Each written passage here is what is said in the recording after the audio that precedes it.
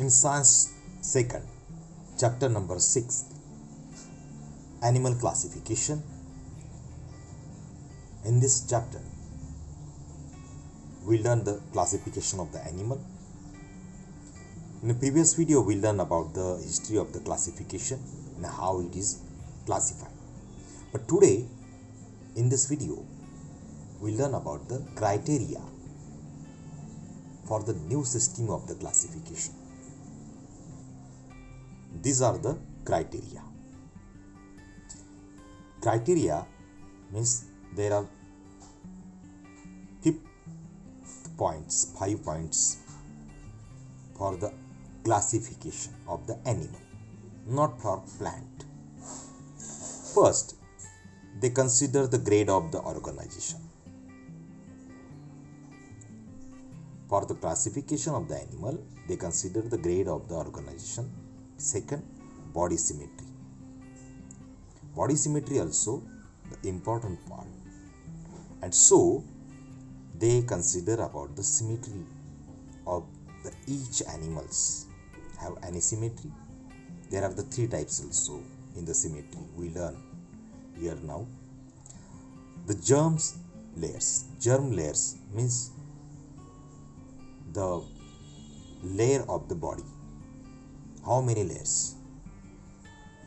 The skin, below the skin, and on the bone side. How the types. Fourth is the body cavity.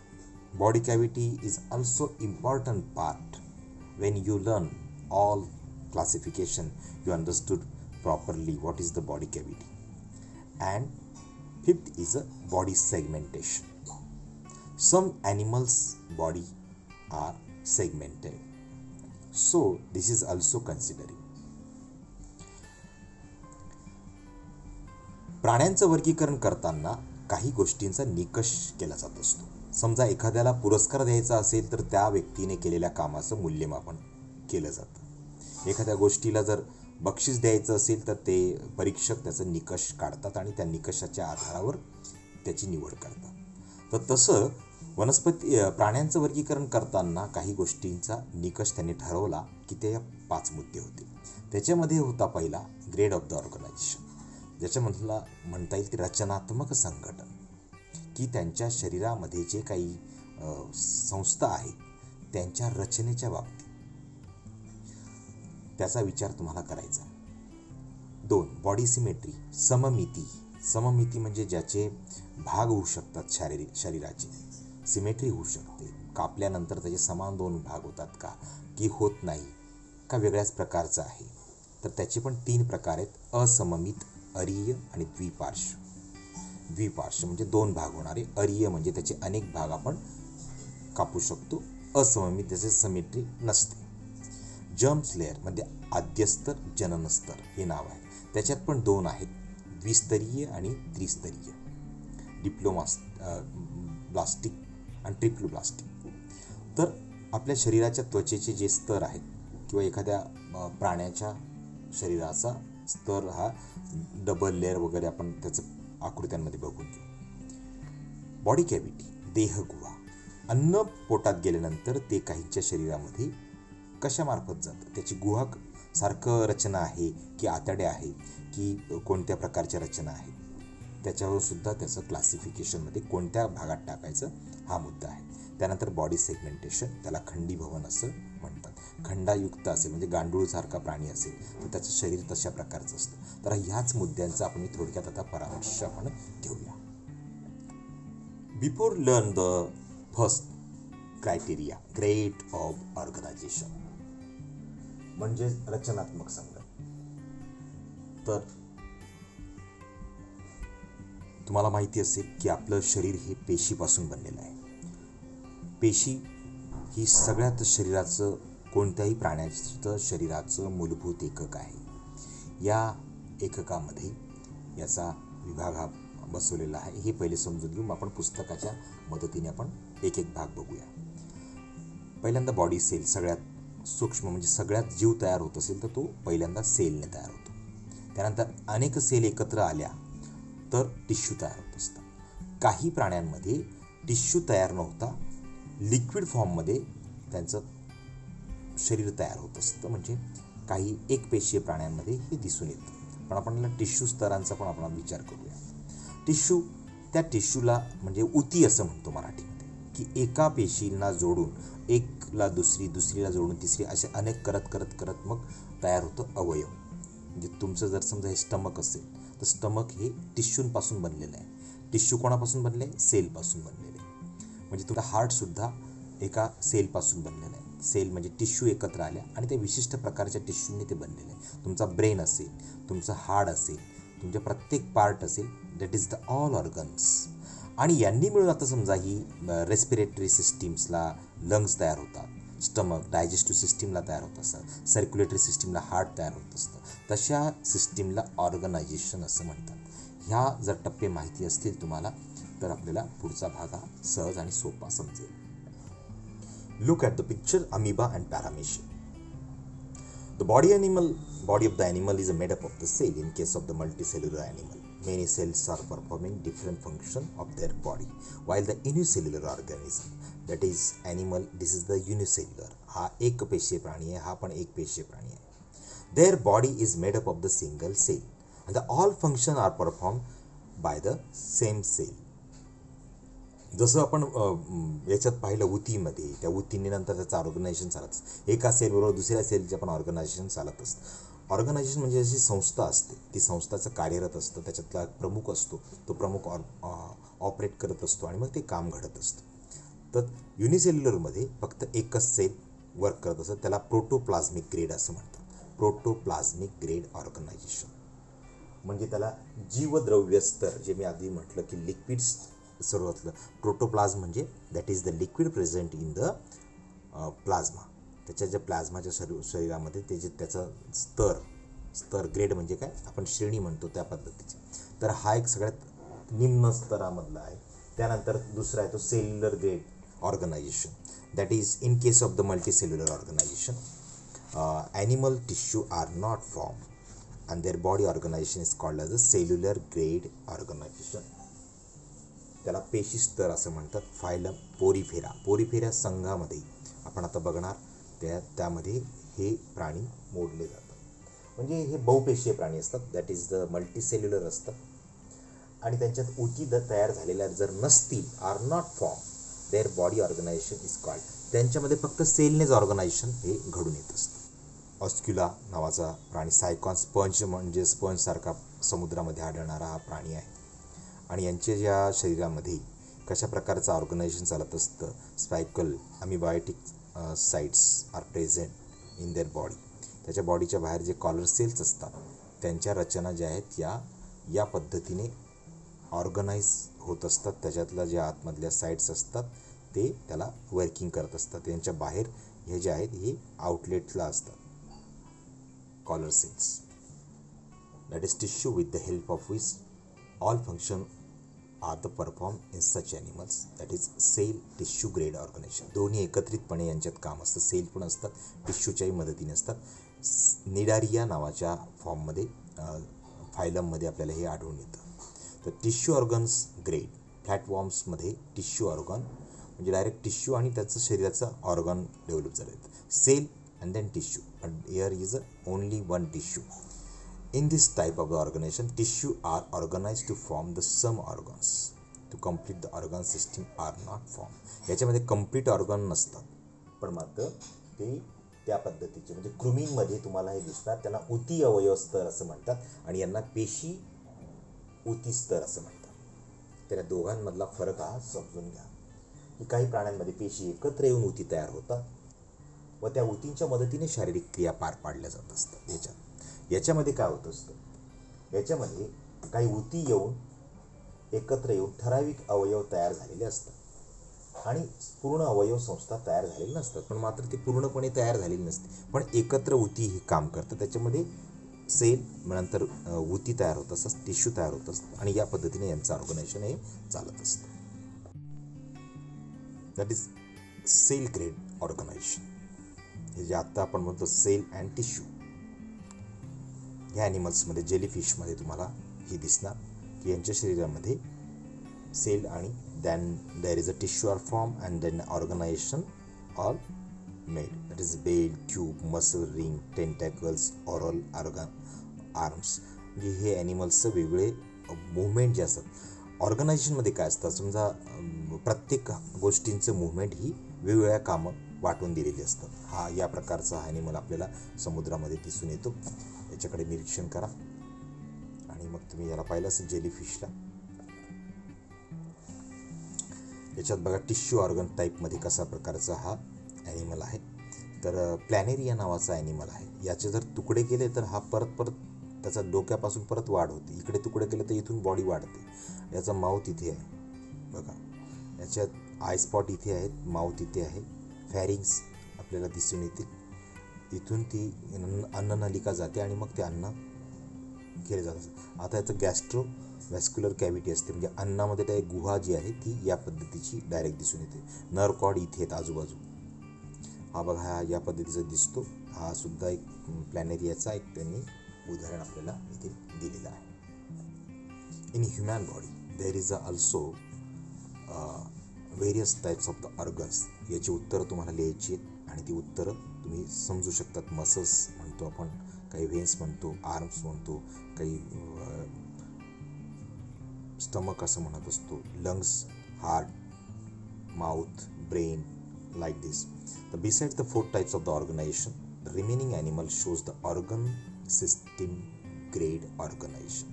आता काही जे types सोडले तर आपल्याला उरलेला जो आहे तो म्हणजे काही संघटनात्मक आपल्याला अवयव संस्था या दिसून येतात. मानवी शरीर आहे त्याचं उदाहरण आहे. Crab, frog, human are the example of the organ grade system. यांचे एक्झाम्पल्स आणि त्याचे हे एक्झाम्पल सांगितले मी, ते लक्षात ठेवायचे. कोणत्या ॲनिमलला कोणत्या प्रकारचे असतात. तर फक्त केवळ याचा तुम्हाला टिपा लिहासुद्धा येऊ शकतं. You should also write the answers. Body types, that is quadriceps muscles, thighs, blood cells. कोणतेही 4 आपण उत्तरं लिहिले तरी आपल्याला ह्या ऑर्गन सिस्टीम ग्रेडचे प्रश्न ही बोर्डाला विचारले जाऊ. नेक्स्ट, बॉडी सिमेट्री, शारीरिक सममिती. याच्यात 3 टाईप्स आहेत. तुमच्या लक्षात असू द्या, काही बॉडीचा आकार असतो तो असा समजा अनियमित असतो. याच्यात काही सिमेट्री नाही. इकडून कापलं, सिमेट्रीचा अर्थ काय की त्याचे समान 2 भाग झाले पाहिजे. 2 भागाऐवजी आता समजा इथे आपण जर याला चाकूने असं उभं कापलं तर आपल्याला इथे या पद्धतीचे भाग आपल्याला दिसून येते. कापलं जाईल बॉडी, हो की नाही. या पद्धतीने कापलं जाऊ. इकडून पण त्याचा तयार होऊ शकतो, इथून पण तयार होऊ शकेल. त्याची सिमेट्री बघा किती पद्धतीने तयार होतात. या पद्धतीने ते अनेक सिमेट्री तुम्हाला ह्या आढळून येतील.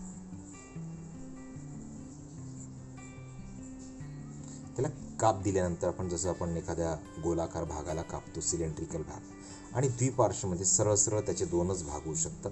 आपण एखादा पार्ट असेल की त्याचा फक्त की डोक्याचा भाग आपण म्हणू शकतो, की व्यक्तीचा आपण पाहिलं की त्याचे फक्त 2च भाग होऊ शकतात. पाठून पुढून असं कोणत्या प्रकारचे भाग होऊ शकत नाही. तर हा झाला 3रा प्रकार. This is the body symmetry. 3 types. Asymmetrical body, radial ज्याला अरीय म्हटलं आपण, बायलॅटरल ज्याला द्विपार्श्व सममिती. म्हणजे तिन्हींचे उदाहरणं आपल्याला इथे दिलेले आहेत बघा. अभ्यास करताना कसा आपण करावा याही दृष्टीने मी पुस्तकामध्ये दिलेले. मुलांना असं वाटेल की कोणतं तरी topic. Amoeba, paramecium, some of the sponges. In case such body there are no any imaginary axis. Imaginary काल्पनिक मी आकृती काढली तर त्याचं एक्झाम्पल आहे पॅरामेशियम वगैरे, sponge. There are which can 2 equal house. House म्हणजे पोकळ्या, 2 भाग. Radial, in this time imaginary cut passes through the central axis and the plane of the body. Any plane, it gives 2 equal halves. Example starfish, त्याचं उदाहरण आहे starfish. हे सगळ्यांची उदाहरणं आपण पाठ करून ठेवायची. Passing through the central axis and through which we can get the 2 equal halves. Bilateral symmetry. In this type the body there are the only one such imaginary axis of the body through which we can get the equal halves. Insects, fishes, frog, bird, human याच्यावर विचारलं जातं. कधी कधी रिकाम्या जागांना विचारलं जात असतं. हे बघा मी आत्ताच सांगितलं असिमेट्रिकल बॉडी आहे. हा गोल जो आहे तर त्याचा स्टार फिशचा त्याने एक भाग दाखवलेला आहे. टाईप्स ऑफ द सिमेट्री बायलॅटरलमध्ये बघा जसे याचे शेळीचे 2 भाग वरून होऊ शकतात, पण मात्र इकडून कापलं तर नाही होणार कारण हे भाग धड वेगळं होईल. तर हा एक भाग आपण समजून घ्या. Next germ layer that is diploblastic, triploblastic. Dip di म्हणजे काय 2, ट्राय म्हणजे 3. लक्षात घ्या जर्म लेअर आद्य जननस्तर, आद्यस्तर आणि जनस्तर. जनस्तर म्हणजे बघा आता इथे आकृतीमध्ये तुम्हाला दिसेल की एखादा ॲनिमलला म्हणजे समजा आपण एखादा कृमी असेल त्याला जर असं कापलामध्ये त्याचा जो गोलाकार भाग असेल तो कापल्यानंतर त्या भागाला कापल्यावर आपल्याला त्याचे शरीराचे बाहेरची कातडी, आतली कातडी, मधली कातडी, आपण असं कातडी शब्द वापरतो मी, पण हे मांस आहे. मग त्याचे जे स्तर आहेत दॅट इज एक्टोडर्म म्हणजे that is outer, mesoderm means there is a inner, there is a dead layer असतो, आणि एंडोडर्म जो असतो तो आतील भागामधला स्तर असतो, रेड दिलेला आहे तो. हे जे स्तर आहेत हे त्या पद्धतीने. तर डिप्लोब्लास्टिक आणि ट्रिप्लोब्लास्टिक हे आपल्याला लक्षात येईल की ट्रिप्लोब्लास्टिकमध्ये जातं. हा डेड लेअर आहे. सम different tissue are formed in the body, that is during the period of the embryonic development.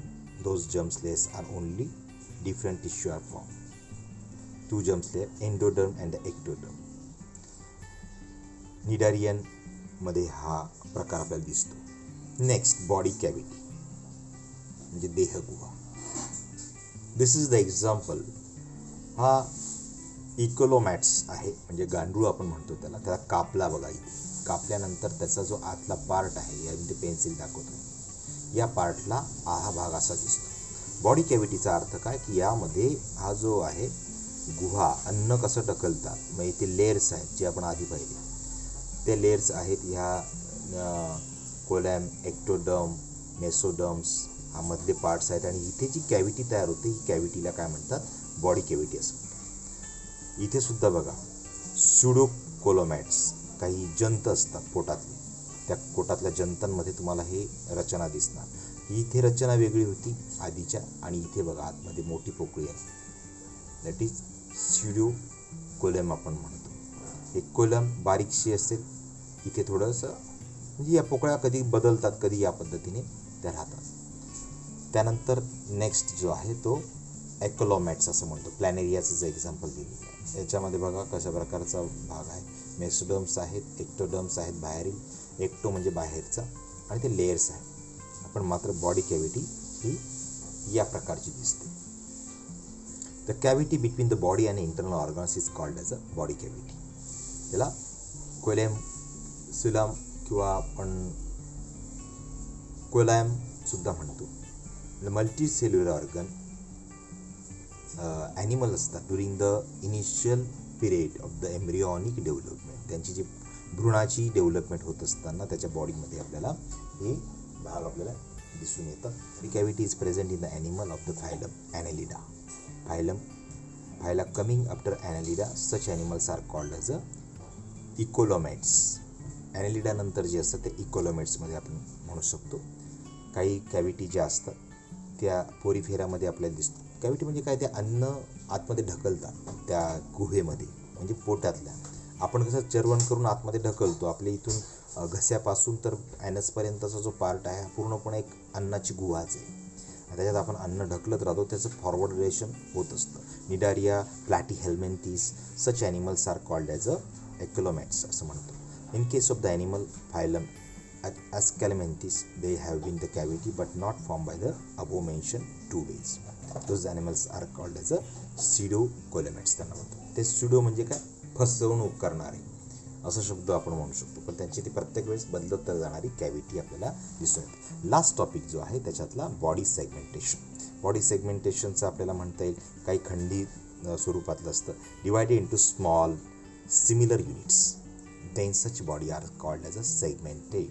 त्याचे गोलाकार ते भाग आपल्याला त्याच्यात दिसतात. म्हणजे प्रत्येक ॲनिमलच्या जर विचार केला तर अशी एक खंडातला भाग आपल्याला दिसणार आणि अर्थवॉर्ममध्ये तुम्हाला या प्रकारची त्याची बॉडी आपल्याला दिसणार. ही बॉडी कॅव्हिटी असते, ही खंडी भवन आहे. याला खंडाने ते चिटकल्यासारखे आपल्याला दिसणार. आणि मग the segmentation animal like earthworm the phylum ॲनालिडामध्ये तुम्हाला हा भाग नक्की दिसणार. आता आपण इथे त्यांनी याच्यावरून हे पाठ करण्यासाठी आपल्याला दिलेलं आहे. हा तक्ता या पद्धतीने पाठ करून ठेवा, लक्षात ठेवा. Animal kingdom, multicellular organism without the cell wall, body organisation, cellular grade, tissue organ और द ऑर्गन ग्रेड सिस्टीम. त्यानंतर बॉडी सिमेट्री, असिमेट्रिकल, रेडियल आणि बायलॅटरल. त्यानंतर बॉडी कॅव्हिटीमध्ये बघा एक्लोमॅट्स, स्युडो कोलोमॅट्स. आता बघा इथे कनेक्शन त्यांनी दिलेले आहे, हे लक्षात घ्या. हे किंगडम्समध्ये यांचं कनेक्शन हे 2 भाग, या कनेक्शनने असिमेट्री आणि मग हा संघ आपल्याला शेवटचा मिळतो, फायलम्स मिळतात. नंतर याच्यातला कोणता जातो आणि मग ह्याच्यातले 2 भाग होतात टिश्यू ऑर्गन्सचे, रेडियल आणि बायलॅटरल. यांच्यातच दिसतात, त्याच्यात दिसत नाही, हे इथे दिलेलं आहे. यानंतर there is a radial symmetrical आणि मग निडारियामध्ये आपल्याला दिसतं. त्यानंतर याचे आणखी आपल्याला पार्ट्स आपल्याला दिसतात किंगडममध्ये, बायलॅटरल सिमेट्रिकलमध्ये. मग हे सगळे जे पार्ट्स आहेत हे इकोलोमॅट्समध्ये जातात. त्यामध्ये ह्युमॅन बॉडीसुद्धा आपल्याला आढळून येते, यांच्यामध्येच आपल्याला समावेश आपला दिसून येतो. तर कॉर्डाटा पण त्याच्यात 10वा जो पार्ट आहे तो सुद्धा आहे. आणि मग हे जे आहे किंगडम ॲनिमलिया, या संपूर्ण किंगडम हे या निकषावर ठरवण्यात आलेलं आहे, म्हणून हा टॉपिक इथे आपल्याला दिलेला आहे. तर याचं ही पण रचना काढा, प्रत्येक आकृती काढून घ्या, याचे शॉर्ट पॉईंट्स काढा, त्याचे नोट्स लिहा तुमच्या वहीमध्ये आणि ते समजून घ्या. त्याच्यावर खूप काही प्रश्न विचारले जात नाही, पण मात्र तुम्हाला कॉमन पण प्रश्न विचारला जाऊ शकतो आणि तुम्हाला त्याच्यावरचे टिप लिहा, शॉर्ट नोट्स लिहा किंवा फिल इन द ब्लँक्स.